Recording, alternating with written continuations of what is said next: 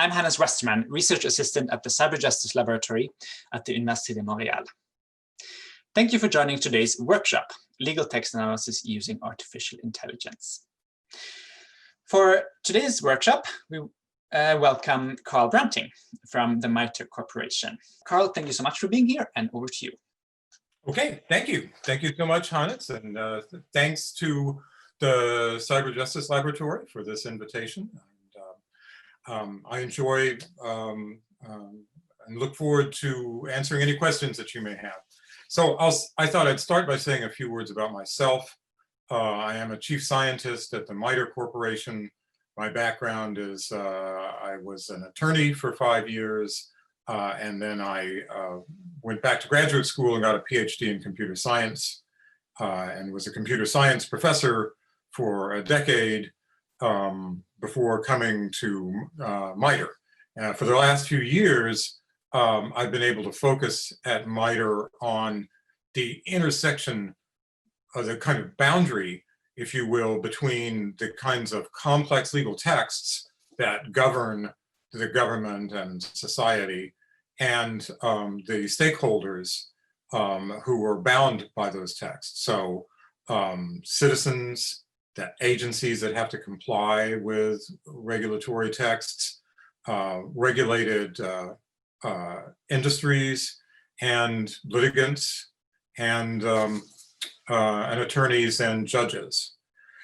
So my particular interest has to do with analyzing these texts to make it easier for these stakeholders to understand the impact of those texts on them. So I would say that the projects that I've worked on in recent years have fall into four main categories. The first one has to do with explainable legal prediction. And so at a kind of high level, the idea is that we'd like access to justice could be improved if people could get a better idea of the likelihood of their success in an adjudication based on some automated process to give them feedback. So this isn't, the idea is not to replace adjudicators, but to provide decision support, both for, especially for self-represented citizens, but also for especially agencies that have to deal with large numbers of very routine cases. And for them, it would be helpful to try to automate that. The second category has to do with the extraction of deontic content. So deontic content, that means obligations. So there are many agencies that are bound by requirements that are expressed in many, many documents. There's often a stream of documents, some of which say you agency have to adopt a certain cybersecurity practice, let's say. So this second area involved using computational linguistics to recognize sentences that are imposing an obligation. So it turns out that such sentences in both English and French have a special deontic modality that can be recognized by using current techniques. So the idea is extract those, put them into a table, and now I know for this collection of documents, here's the requirements that apply to me, my agency. A third area, which is not quite as mature, but that I'm kind of excited about, has to do with modeling online dispute resolution facilitators. So online dispute resolution is a way of sort of reducing the burden on courts by inducing people to try to settle before going to courts. And we have a partnership with the state of Utah, which has developed its own ODR system and has human facilitators. So we've been able to get a collection of transcripts from these sessions that we're analyzing.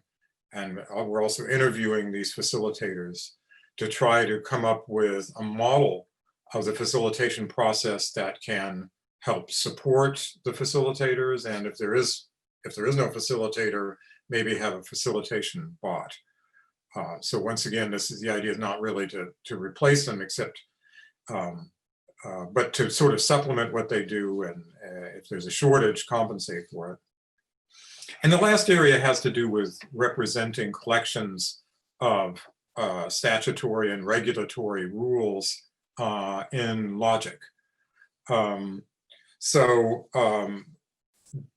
There are lots of advantages if you can represent some legal rules in logic. There are various advantages. It makes it easier to test for compliance and automatically derive products such as websites or documents. But the disadvantage, well, the problem is that doing that translation from text into logic is really hard.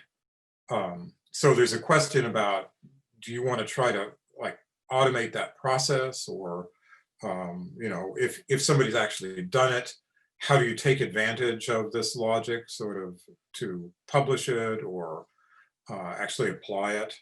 Or there's even a movement worldwide to enact regulations in the form of logic, so no translation is required. So there may be some agencies, so this has been discussed in Canada and Singapore, New Zealand, a number of different places, as a way of solving this translation problem, so you can have rules that can be interpreted directly by machines. So you can publish it as in machine interpretable fashion, and now you can interact with a website that can answer your questions. That's the theory. But on the other hand, some legal scholars think that this is pretty silly, because the ambiguity of legal text is intentional. It's a feature, not a bug. So, but in any case, there are certain kinds of formal representations of rules and regulations, for example, as citation networks, that have some benefits. So that's kind of the quick overview. Well, and I think I might go back and just make one more comment about the kind of explainable legal prediction, because that's the biggest single area that I've worked at. So, the idea is that if you have a very large collection, let's say a court or an agency, have a lot of pretty similar looking decisions, you can treat them as a training set for a machine learning system and train a model that then can help you predict new cases that come along. And you can use that, as I suggested before, for feedback for self-represented litigants or any other kind of litigants, or to help the process to try to identify cases that are probably going to lose, that should be handled in one way, and distinguish those from probably going to win, should be handled a different way. Well, so what we found, we've gotten some good news and some bad news. The good news is that in sort of artificial settings in which you look at the statement of facts in published cases, you can train models that can then predict the decisions. But of course, that's not quite what judges are faced with. They're faced with a raw case record. And in one experiment that I think is going to be published next month, we tried predicting outcomes that came from self-represented complaints. And what we found was that this text was just not amenable to the kind of text analysis techniques that we have right now. So there's a reason that it takes an attorney a good bit of training to learn how to interview clients to find the relevant stuff and steer them away from the irrelevant stuff. So if you let self-represented citizens just say everything that's on their mind, you end up with something that is so disorderly that the current techniques can't handle it very well. And I guess the last thing I'd mention has to do with the project of analyzing briefs. So the writing of attorneys. to try to predict what makes a brief more or less likely to succeed. It's a pretty interesting exercise. And well, it turns out, of course, it's the merits of the case has the biggest effect. And, you know, but apart from that, it turns out that the pattern of citations, at least in this particular domain, was fairly predictable. A brief that cites authorities that are cited by other briefs that are successful is itself more likely to succeed. So it's a little bit like Tolstoy is saying about all happy families being alike. So it's like all successful briefs tend to cite in a fairly similar pattern. And briefs that cite in a kind of idiosyncratic fashion are particularly unlikely to succeed. So, okay, so that's a kind of 20,000-foot view of the main projects that I've been working on. And so I'm happy to engage in question answering or however. Perfect. Yeah. Thank you so much, Carl. That was really, really interesting. I definitely have a lot of questions for you. I'm looking forward to hear your answers. But also, I want to, again, remind the public that this is really meant for you as well. If you have any questions, put them in the Q&A box and we'll bring them up. Well, my first question to you, Carl, is kind of a general one, and that is, why should we do this? So why should we do this kind of analysis of the law using computational methods? Yeah, well, so my opinion is there's kind of two reasons that that sort of correspond to the kind of two aspects of computational law. So one of them is kind of the empirical analysis of legal decisions and legal texts. And so there's a kind of a discipline that's rising of empirical legal methods in law. There's a journal, there's a conference. And it's sort of sociological in its outlook. So by studying how cases get decided, you can get a kind of high-level characterization of how the legal system is working. So I think it's informative just from the standpoint of the kind of broader understanding of the system. The other part is involves the sort of more predictive and decision support aspects of it. I think that that's valuable from the access to justice standpoint. I think that there's a great potential for trying to develop tools that mediate between citizens and complex laws. But I have to say that there's also right now, there's quite a big concern about algorithmic bias. And so you can't really work in this field today without being sensitive to the fact that sometimes algorithmic processes are used to sort of automate away discretion.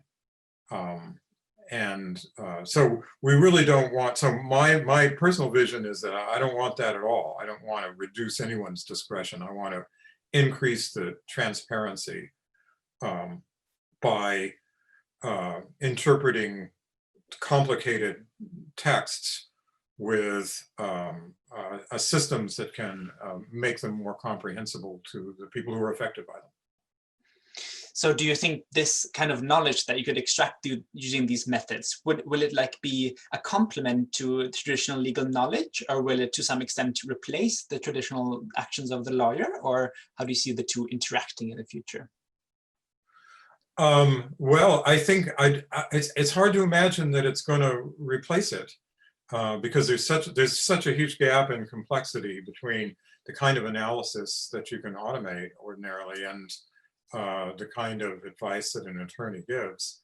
One of the places where this may have the biggest impact is just in, as I've suggested, in self-represented litigants who they don't have a lawyer. It's a really major problem that people who are poor and who are subjected to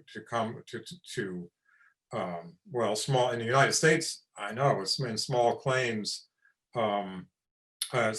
courts function as kind of debt collectors against citizens who aren't represented by attorneys. And so I think that from the standpoint of access to justice and also the functioning of the courts too, there's a desire to improve the ability of people in that situation to understand and assert their rights.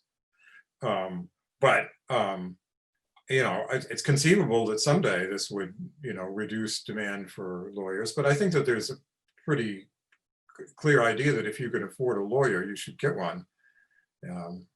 But then again, too, a lot of, and MITRE supports the US federal government. And so agencies have lots of lawyers, and yet having tools that help them understand these complex regulatory frameworks, that's helpful to them too. So they don't have to, they can think big questions and not be constantly having to read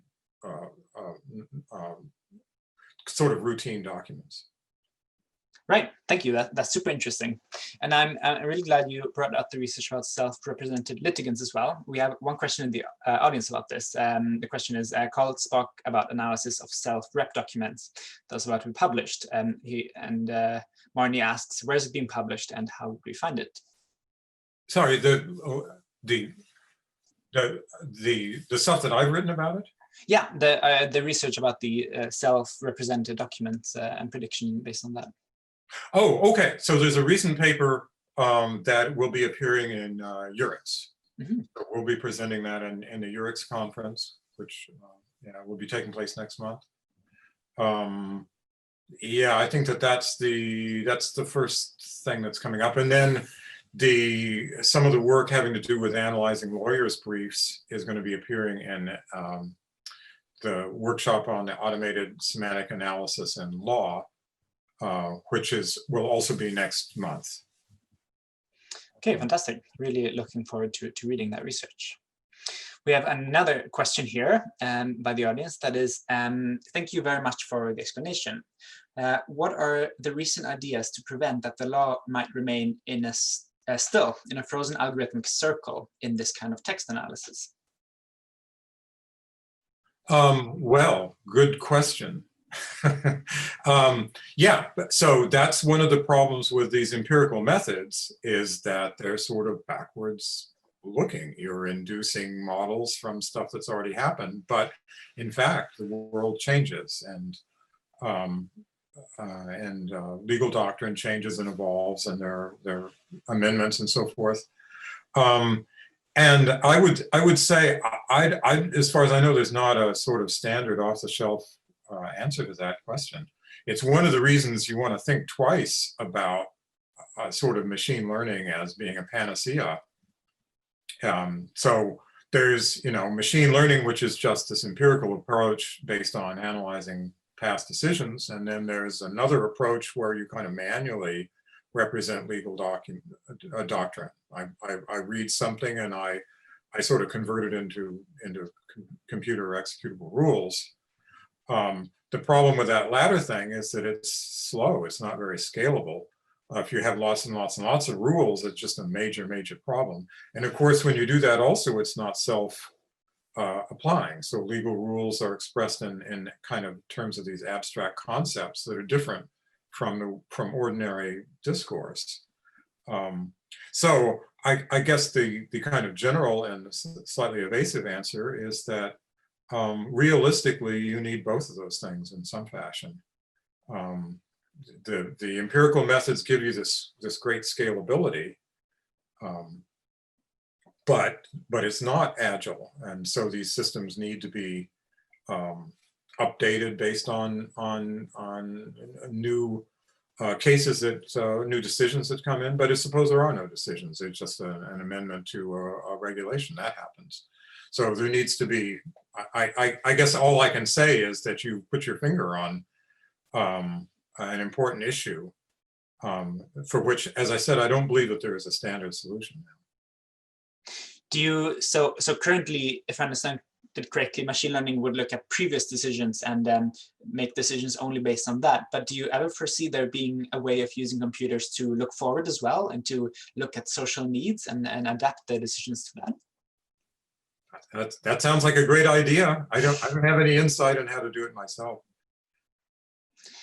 Yeah, might be something that'd be very tricky, but interesting. And I guess today the courts feel that possibility of looking at what is needed and then looking if there needs to be some change.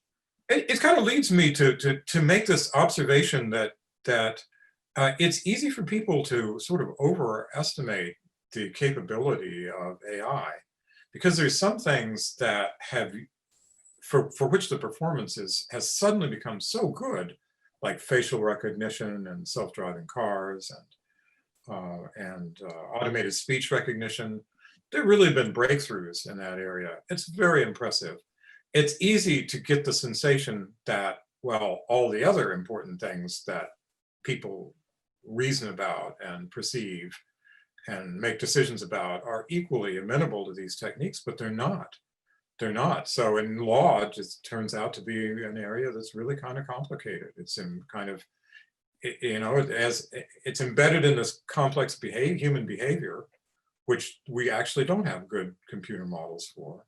And it's expressed in this complex text. And it turns out that our current text analysis techniques just scratch the surface on the complexity of real legal writing. That's the truth. The closer you get to this technology, the more evident its limitations are. That's also one of the questions I want to ask, and then we'll get back to audience question. That is, so what can computers do with text today? To what extent can they analyze the text and understand them? And what is not really feasible to do with computers today? And how do you see this impacting the legal field? Okay, well, I would say that there are plenty of experimental projects in argument analysis, but basically, this is not something that's scalable today. What we can do very well is make a kind of a statistical characterization of sentences that addresses problems like, well, are these two sentences synonymous? That we can do. And if you have a problem in which you're maybe trying to say, are these two statements the same? You know, if that's your problem, you're doing great. But often legal argument is pretty subtle and is kind of strongly connected to facts, and not all the facts are made completely explicit. So, you know, my take on it is that that's really outside of the current capability. There are really nice computational linguistics techniques that can do that given a well-written sentence can parse it. That is, can find its syntactic structure and also label the parts.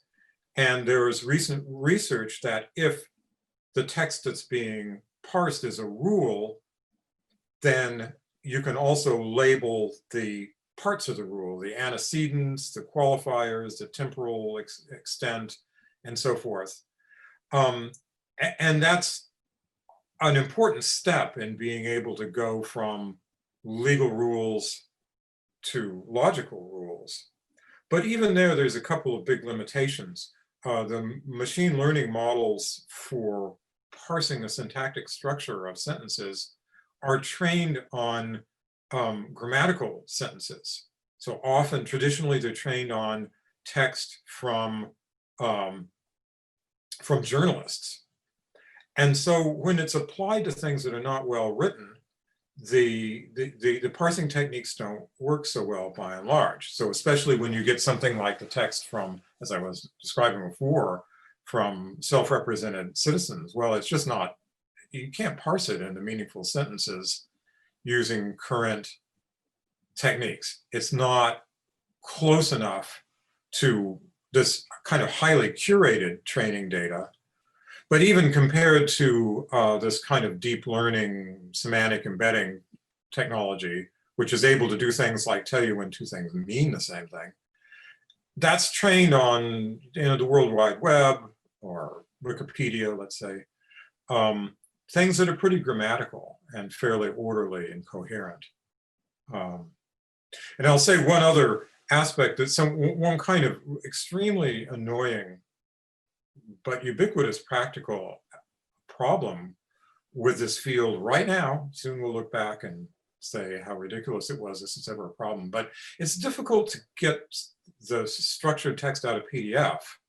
When you pull something out of PDF today, it's difficult to reconstruct the exact nesting of indented lists. So very often in regulations and rules, you have this highly indented structure. And the actual logical meaning of these indented structures requires you to understand, what that indentation structure is. Turns out to be a big problem. Who would guess it? But it is. Of the project I mentioned about extracting deontic content from policy documents, turned out that recognizing that property of sentences is pretty easy, but then just simply figuring out the scope of these long and complicated indented sentences, that was the problem.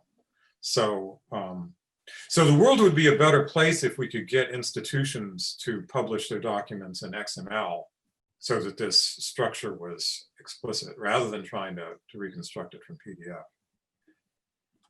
Thank you. Yeah, very interesting, and definitely a problem I've dealt with also, cleaning the data. We have another question from the audience here, from Jaromir, who asks about explanation. It seems to me that when you refer to explainability, that you have in mind an automatic generation of some explanations as to why a specific decision was made. That appears to be a somewhat broader sense than the one being currently a hot topic in general machine learning, i.e. the explanation of why a particular ML model predicts this particular value.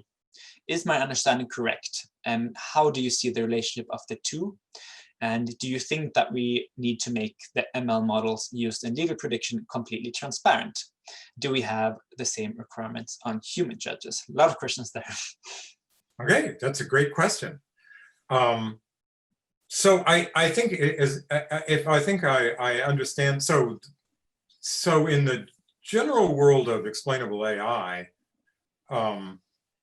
I think as the questioner indicated, there is an emphasis on being able to understand how the algorithm went from the input to the prediction in terms of the internal algorithmic steps. But it seems to me like in our field, that's not nearly, that is actually not what we want.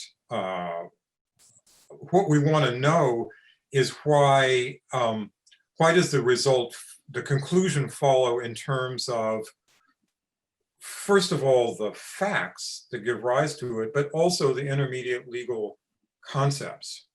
So what you really want by way of an explanation, if it's a landlord-tenant case, and you can say, well, this lease is invalid. And it's not helpful to know that there's a certain connection weights or that there's a certain decision surface. Even if you validated this internal algorithmic machinery, that maybe is useful for system verification, but it's not useful to the user. The user wants to know, why is it invalid? And maybe it's invalid because of the doctrine of nuisance that says, if there's something so awful about this rental that you can't live there, then that negates the lease. Then then that's the explanation, is that there is a nuisance, and what are the facts that justify that? So in other words, I think that the kind of explanation that's called for is one that's meaningful in terms of the goals and choices of the people who are applying it. And I think, as the questioner said, well, what about a judge? Do you know how a judge reaches these conclusions? And I think it's analogous to that. We know that their judgment is affected by a lot of things, how close it is to lunch and so forth.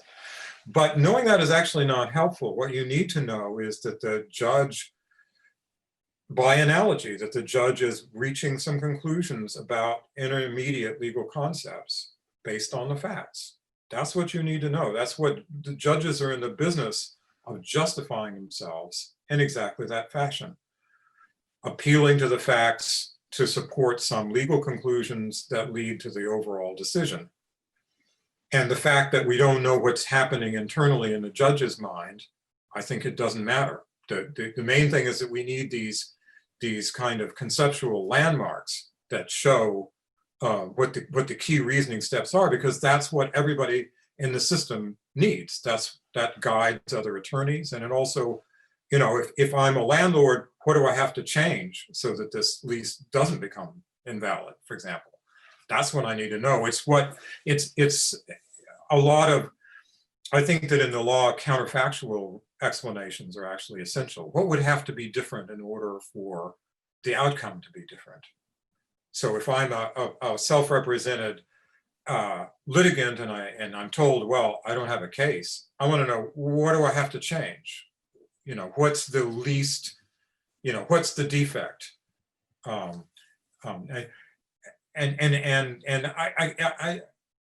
kind of internal workings of the algorithm doesn't tell me that. So I think that the machine learning models need to be trained on the legal concepts, and that the sort of transparency has to do with system verification. That's important, but the explanation really is how well do these intermediate concepts reflect the aims of the stakeholders in the system. So that's my answer.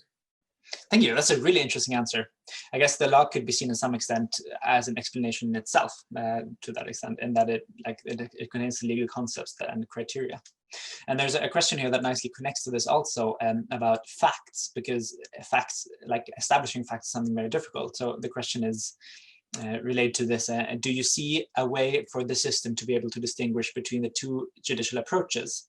What does the contract have to say versus what the parties intend, for example? So how would the system determine, if the latter, what the parties intend, if there's a contract that says something specific? I don't know. That's a good question. That's kind of hard.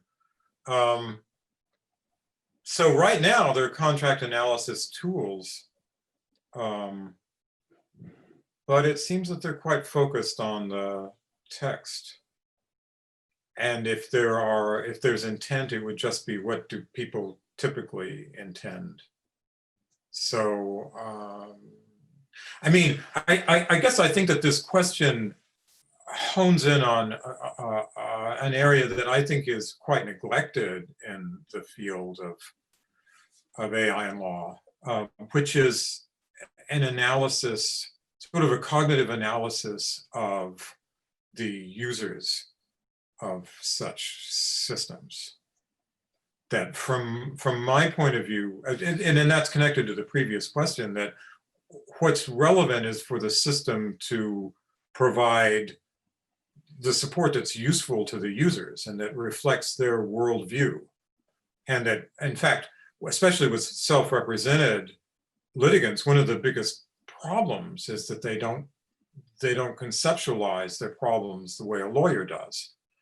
And in fact, that's one of the reasons you hire a lawyer, because they know how to think about a problem in a sort of legally relevant way. But it's not just litigants. It's anytime someone is interacting with an agency, it's the same problem. I have a tax question. If I'm an ordinary citizen, I don't understand these tax concepts. They're all very abstract, or you know, any kind of other kind of regulation. So I think that, yeah, so understanding the intent of the parties, that's clearly important. And exactly how that gets incorporated, I think, is a kind of an open and neglected question, in my opinion. Mm-hmm.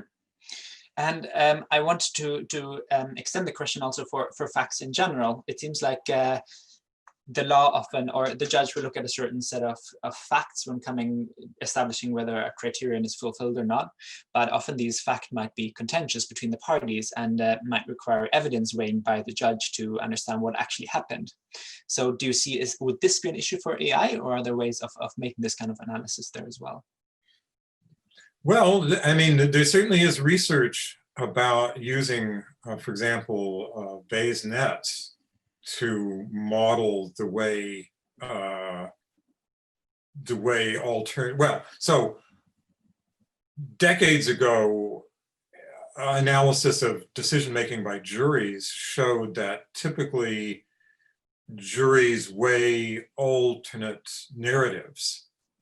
That basically there's two different stories, like there's the self-defense story and there's the premeditated murder story. and there's a bunch of facts, and which story the jury goes with depends sort of on which one of them imposes the most coherence on these facts. And it's the job of the prosecutor and the defense attorney to sort of describe those facts in a way that is most coherent with these two different ways of thinking about the actual events.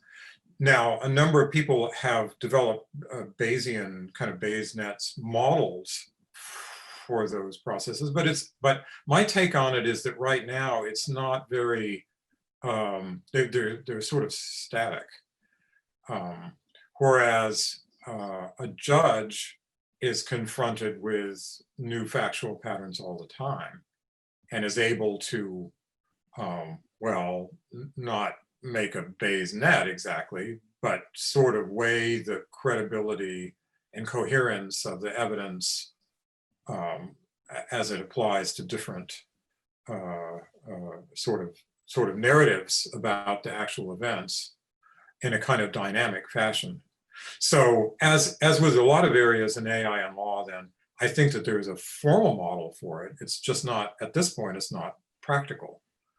So, I mean, that's the way I see it. Of course, the things like the credibility of witnesses. Of course, there was some great work that was done in Italy. I forget the name of the guy on identifying a machine learning approach to recognizing when people are lying. So he was able to, he got a corpus that consisted, that included people who had been convicted of perjury.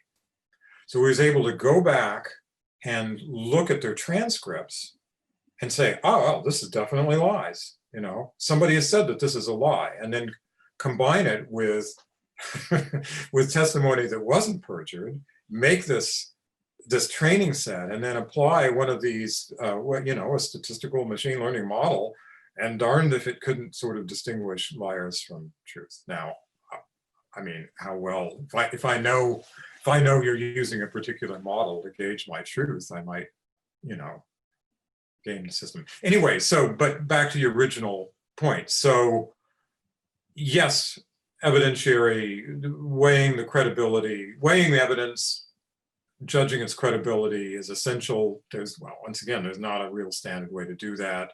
There's this theoretical model of Bayes nets, but they're not automated. They have to be manually constructed.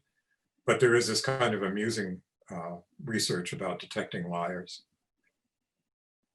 I will have to be careful to only tell the truth to them then, so nobody analyzes that. Okay, I'm going to hold you to that. Okay, great. And actually related to this, there's a question from the audience as well that asks, but from the other way, how AI might impact the court system. So the question is, as deep learning introduces new capabilities like deepfakes, is there any work focusing on the impact of these techniques in the legal domain? For example, I can produce a video that looks like Carl is speaking words he never spoke. This capability seems to render video evidence unreliable. And then the way of asking the question is the law keeping up with the technology? Okay, so I got to say, not my particular area of specialty. So, but I think that my sense is that the law is not keeping up with that at all. And so I don't know how that's going to be handled. I think the credibility, I mean, I think the way this usually gets handled is you bring in expert witnesses to talk about whether, you bring in something with Carl saying something I didn't really say. Well, I've got to find, the questioner. I'll ask you to come and testify on my behalf that it's easy enough to fake my testimony, and that a low level of credibility should be given to this particular alleged video by me.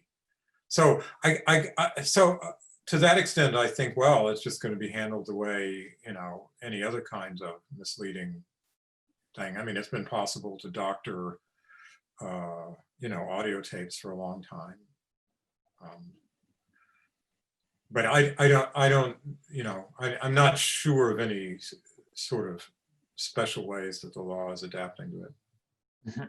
I'm not, again, I'm not a law professor or a legal scholar per se, so I don't know if there are any recent decisions analyzing that situation. Thank you. Definitely something that I guess might become really important in the future. I want to ask you about, you mentioned something that's very interesting to me before about online dispute resolution. So I guess that's another impact technology has on the law. And you mentioned that there might be some use of AI inside the system to model behavior of the user, or I don't know. So I want to ask you, how can AI be used in an ODR context? Yeah, okay, and so AI in the ODR context. Well, yeah, so often ODR systems are almost like an electronic version of the lobby of a courthouse, where you might imagine the parties getting together and cutting a deal before going into the court and actually trying it. And so to that extent, there's not really much AI there per se. On an awful lot of the research that's been done on ODR systems seems to have to do with user satisfaction and so forth. But what we've been focusing on, I think it's an awfully interesting area. So some ODR systems have facilitators, and so like the Utah courts, but there's a shortage of facilitators. There's not enough to go around. And so, and the facilitators often have to deal with multiple cases, which means that they may, and it's not done in real time either. So they typically go online at night to see what's going on. And so they may have difficulty remembering what's going on. So one idea is that if you had a good model of the facilitation process, so if you can understand what the negotiation consists of, model a negotiation state such that you can predict what a facilitator should be doing at any given point during a negotiation, then you can suggest it, or you can help out. Or, as I said, it seems possible to have a facilitator bot that could fulfill some of those same functions. So let me give you a couple of examples. So one thing that can happen in an online negotiation, any negotiation, is that the parties fall in, they get angry at each other and start sort of making negative assertions that are not moving the negotiation process along. So one of the things that we found is that you can sort of measure, at this point, very basic HLT technique, which is to measure the emotional temperature. So when the sentiment is starting to turn extremely negative, that's a moment in which the facilitator needs to intervene and to basically cool things off. So that's an example in which you can imagine a kind of simple machine learning component that says, well, if the negotiation temperature goes up, well, for one thing, signal to a facilitator, make their cell phone bing or something saying you need to intervene, and here's the kind of thing you should say. So it turns out that's the sort of simple thing that's actually fairly predictable. But just in general, what we've found it necessary to do is to try to model the sort of negotiation space, which is very much like the model of any other kind of contract, that you could imagine it being like a finite state machine in which you have, for example, you have a state when there's an offer pending, and you can either transition to the offer getting accepted, or if it's rejected, then you're back to no offer pending. But then at every one of these transitions, you can get bogged down, and there's things that the facilitator can do there. For example, get the parties to restate their positions, remind them that going to court might be more expensive, detect what's going on and push things in the right direction. So to sum up, I think that there's room for discourse modeling, because you're modeling this process of negotiation, combined with various kinds of machine learning to identify your kind of negotiation, where you are in the negotiation space, and then predict what's the appropriate facilitator action, discourse action, like calm things down, or, you know, ask them to clarify. And then there's another step, which is something along the lines of maybe text realization, to turn it into a statement if you're a facilitator bot, or just simply if for decision support for an overworked and busy and perhaps not highly trained facilitator, to suggest the appropriate action. So that's really, yeah, go ahead.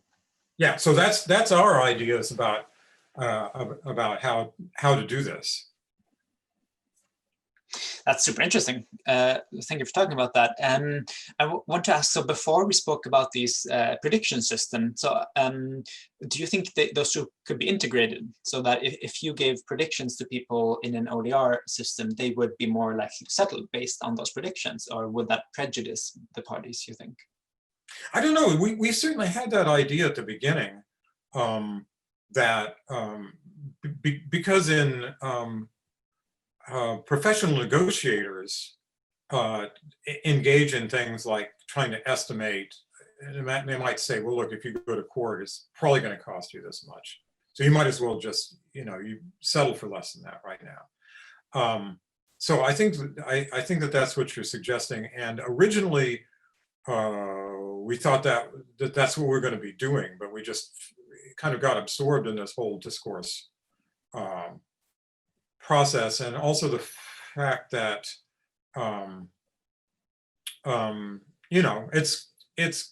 it's complex to do that. But I mean, the sample answer is yes, of course, that's a really good idea.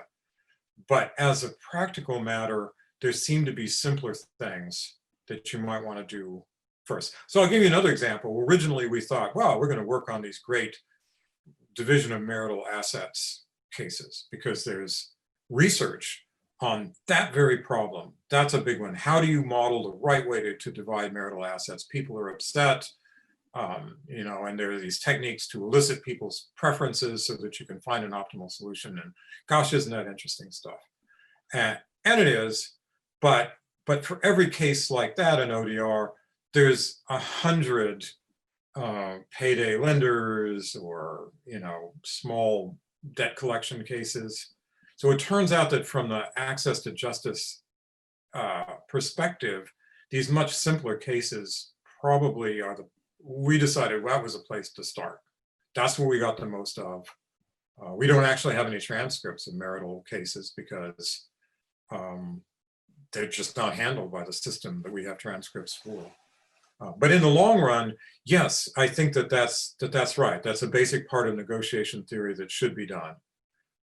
But it can be a little complicated, and you don't want to do it wrong. You don't want to say, you need to settle because your expected return if you go to trial is just X. What if that turns out to be wrong?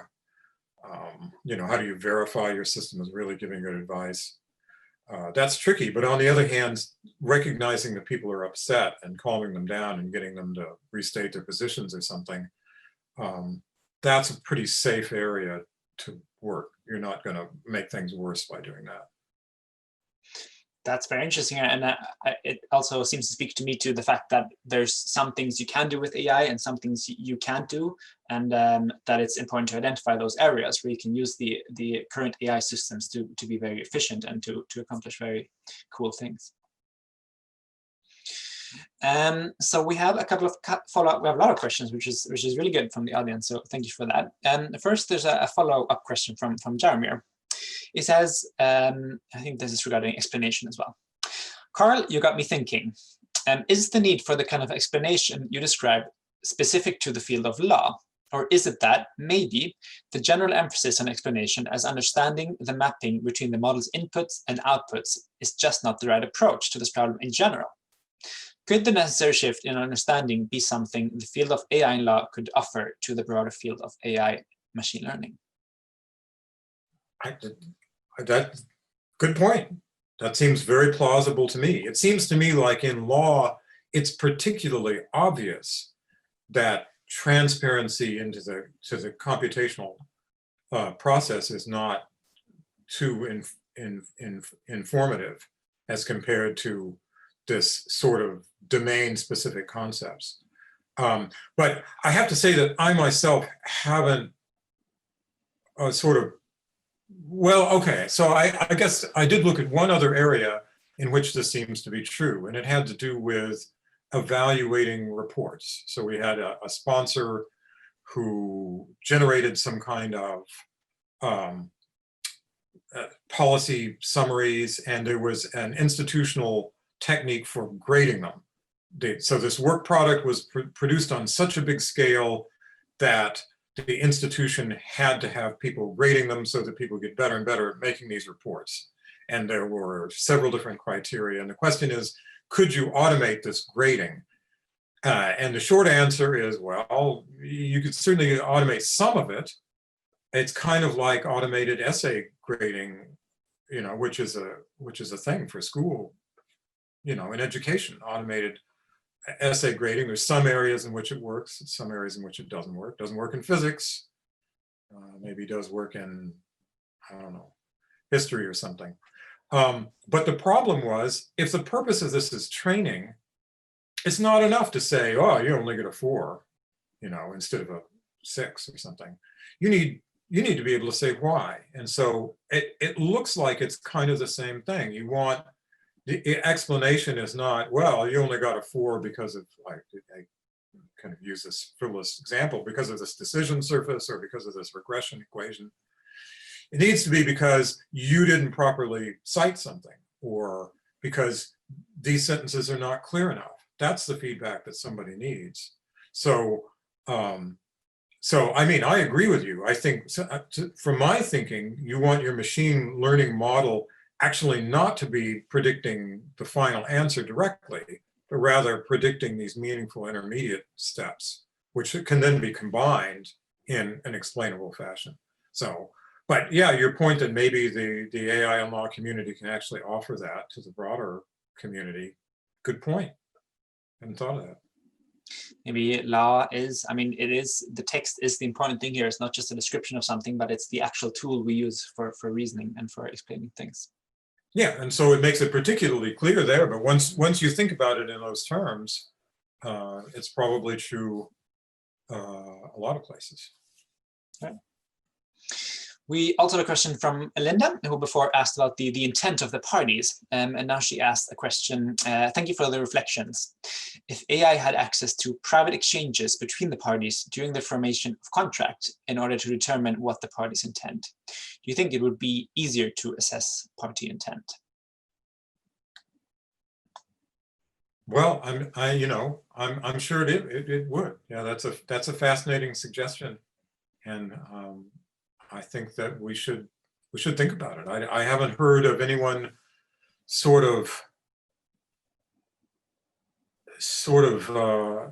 trying to automate the analysis of that discussion. But obviously it has something to do in common with the ODR situation, where you're sort of balancing people's intentions. It could be that there's some overlap between those two applications. So thank you for that suggestion. We have a question for clarification here. I think Carl said HLT in the context of measuring emotional temperature. What is HLT? I apologize. It's an acronym. It's Human Language Technology. So basically, it's applying sort of statistical analysis techniques to text. And it used to be that computational linguistics and HLT were very, very distinct communities. But as computational linguistics got more and more statistical, gradually these two communities merged. And so now these terms are almost synonymous. I see. Thank you. And another question, a bit different. In the interest of levity, are you able to give us an example of how AI interpreted legal text or a legal problem resulting in something that was funny or unexpected? Oh gosh, I should be prepared for that, and yet I am not. Let me think about that. Sure. I'll owe you an HL. Yes, I should have a computational linguistics joke. Yeah, kind of like the classic one. Okay, so stop me if you've heard this, but there was supposedly in the early days of DARPA, which is the US government sort of defense-oriented research project. They were really interested, this is back in the Cold War, in translating and doing automated translation, something we can do well now. But back then, people were pretty naive about it.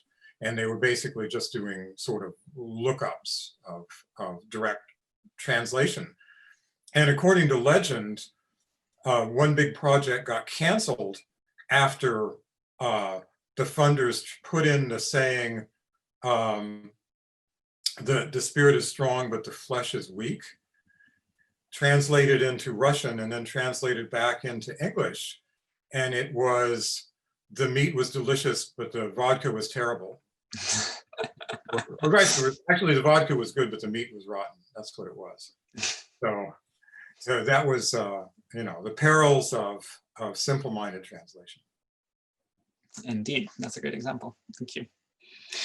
I want to ask you a bit about interdisciplinary cooperation. I know it's something that can be kind of hard, and yet in this field it seems to be a crucial element. So I want to ask you, how can you create an environment where researchers from both the tech and the law field are able to cooperate? And does it require one side to learn the other? So do legal researchers have to learn coding, for example? Yeah, I think that it's tricky. It's it's tricky for both sides. For technical people, by and large, don't understand the law. It's very common for technical people to have this model that law is like geometry. So laws are like axioms, case facts are like postulates, and to legal reasoning is kind of like geometry. You just turn this crank, which of course is exactly wrong. It's not the way it works at all. But getting technical people to grasp what the problem is actually challenging. And on the other hand, I think people in the law, as I suggested before, often have kind of an unrealistic idea of the capabilities of these AI systems. So I think that it's important for lawyers who are interested in sort of going into this into this area, I think, to truly understand what's happening on a kind of data processing level with these AI systems. So I think in your sort of proposed notes, Hannes, you mentioned, should lawyers learn to program? Probably not a bad idea to learn some programming. On the other hand, you want to leave the hard stuff to the people who are experts.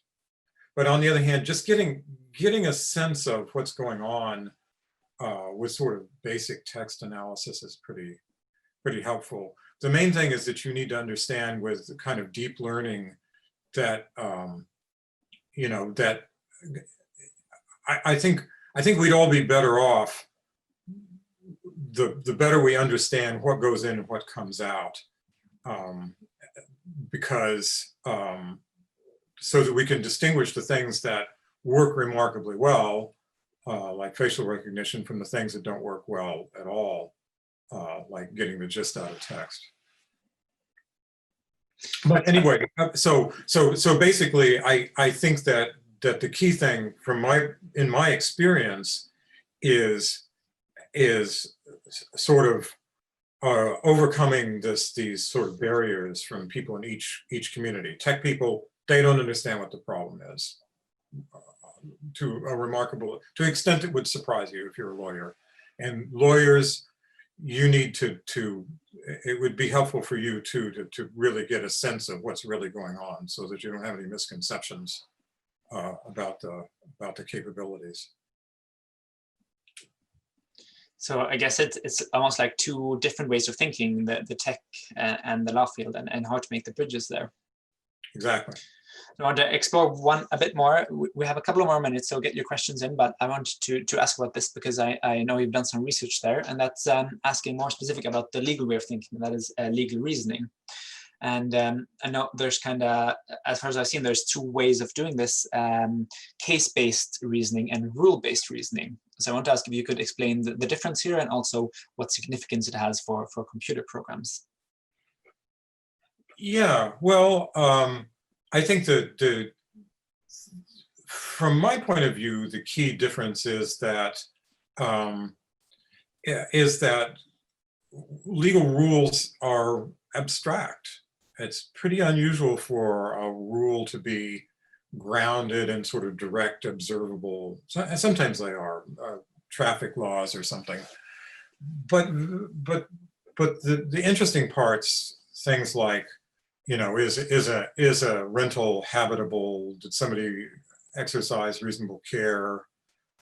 There's a lot of concepts that take some expertise to understand what their connection is to the description of ordinary life. And so the role of case-based reasoning is just grounding these legal concepts in specific examples.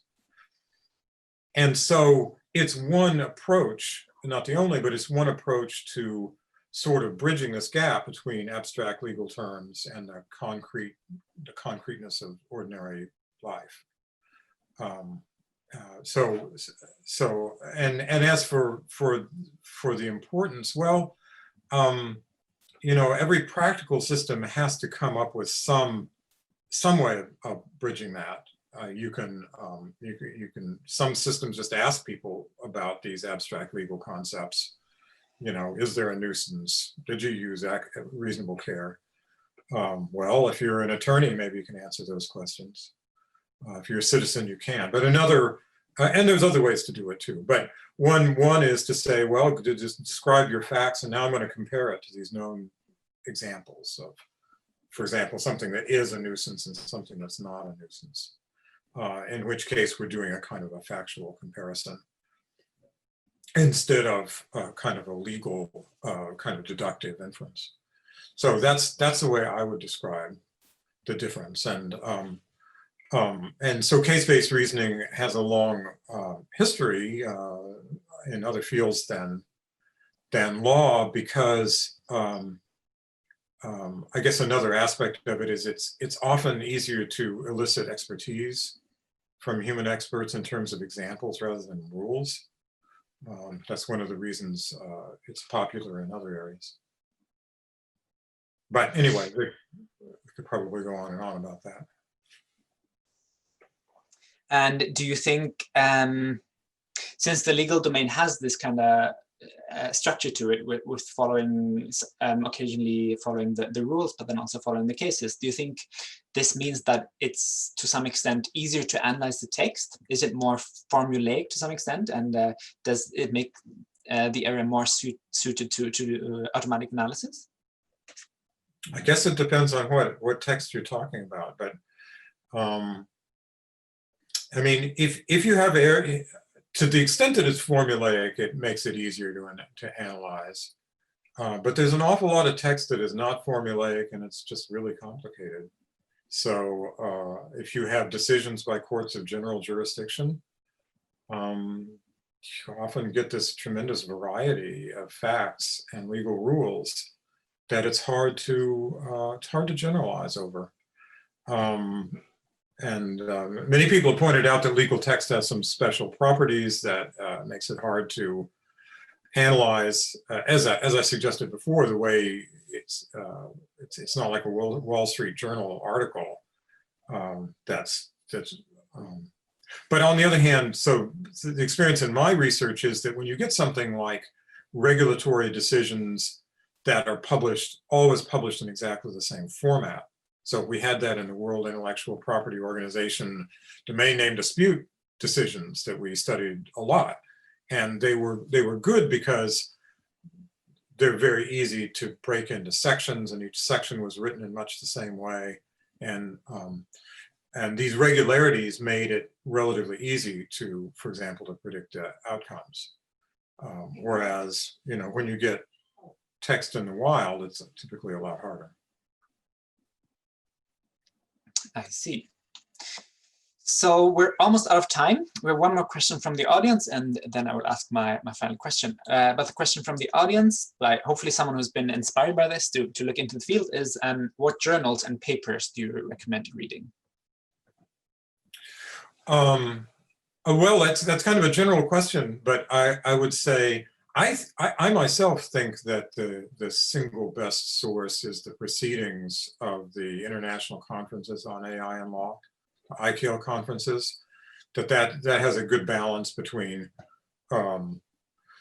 being current and being rigorously peer reviewed. So that's the place I would suggest, but other places are the URICS, proceedings of the URICS conferences. There's a Springer AI and Law journal, which also is gotten to where it's publishing stuff, turning things around pretty quickly. So it's fairly up to date. Nowadays, now there's increasing numbers of other forums. So the ICAL and URICS, they both have, as I've already mentioned, various workshops that are associated with them. So if you go to the main site, you can get links to these workshops. And for the ones that have already taken place, you can go and look at the proceedings. So I think that that's a pretty rich collection of sources. There's also, as I mentioned, there's a journal and a conference of empirical legal methods. So that's not so much applied stuff, but on the other hand, there's some kind of sort of convergence, in my opinion, between AI and law and empirical legal methods, because machine learning is useful for both of them. So, for example, most recently, I've been working with some law professors that I met, in that empirical legal methods community, and it's fun. I think it's a nice cross-fertilization. So, yeah, that sounds great. And as a final question, so say there's a legal student that wants to enter this area, and what would you recommend to that person to learn or to research to get into this area of legal law and AI research? Yeah, well, I would recommend picking out some papers of interest in those forums that I was just referring to, and also I think that it would be helpful to take a basic programming course. I don't think it's essential to sort of get a degree in it or anything, but just getting a little bit of practice using, for example, some Python tools to calculate some statistics or on some legal documents, or get a little bit of experience with things like sentiment analysis or semantic embedding. Turns out it's not too difficult to download an appropriate library and sort of test the synonymy of different words, sentences, documents. It's kind of illuminating to see, the surprisingly good and surprisingly bad results you get when you do that. I think it sort of puts the field in perspective. And I would say good luck to you. That sounds great. You law students who wish to do that, I encourage you. Fantastic. That's it for tonight. Concluding, thank you so much, Carl, for this super interesting and thought-provoking discussion. Professor Karim Benyaklev, who could not be here tonight, sends his regards, and thank you so much for accepting as well. So thank you, Carl. All right, thank you. And I also want to say thank you so much to the public for all the fantastic questions. In the meantime, take care of yourselves and your close ones. Thank you and have a great afternoon.